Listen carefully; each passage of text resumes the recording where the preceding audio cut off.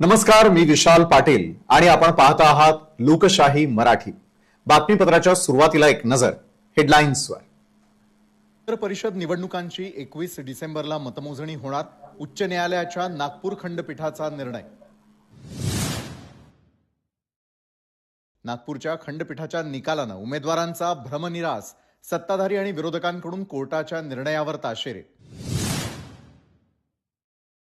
महायुतीमध्ये भाजपच नंबर 1, भाजप नेत्यांचा पुनरुच्चार। एकनाथ शिंदेंनी मालवणात पैशांच्या बॅगा आणल्या, वैभव नाईकांचा आरोप। वैभव नाईकांची पत्रकार परिषद नैराश्यातून, शिंदेंना पैसे वाटण्याची गरज नाही, उदय सामंतांचं वैभव नाईकांना प्रत्युत्तर। भाजपचे जिल्हा उपाध्यक्ष बाबा परबान विरोधात गुन्हा दाखल, गाडीमध्ये रक्कम सापडल्या प्रकरणी अनधिकृत नंबर प्लेट प्रकरणी गुन्हा दाखल, मालवण पोलिसात तिघांविरोधात गुन्हा दाखल। निवडणुकीतील पैशाचा गैरवापर हानिकारक, आम्ही पैशानं निवडणुका जिंकत नाही, सुप्रिया सुळेंची सत्ताधाऱ्यांवर जहरी टीका। संतोष बांगरांकडून मतदानाच्या गोपनीयतेचा भंग, मोबाईल घेऊन केंद्रात गेले, कोणतं बटन दाबायचं ते महिलेला सांगितलं।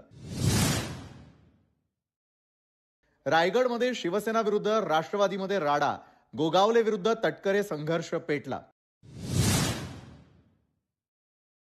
नगर परिषद निवडणुकीच्या मतदानावेळी गोंधळ, कुठे राडा तर कुठे ईव्हीएम बंद पडल्याच्या घटना। नाशिक कुंभमेळ्यात विकासाची गती देणार, मुख्यमंत्री फडणवीसांचं वक्तव्य। रामी हॉटेल ग्रुपवर आयकरचा छापा, जवळपास 30हून अधिक ठिकाणी आयकरची छापेमारी। आणि आता पाहणार आहोत आपण सविस्तर बातमीपत्र। बातमीपत्राच्या सुरुवातीला आज दिवसभरातली सर्वात मोठी बातमी, उच्च न्यायालयाच्या नागपूर खंडपीठानं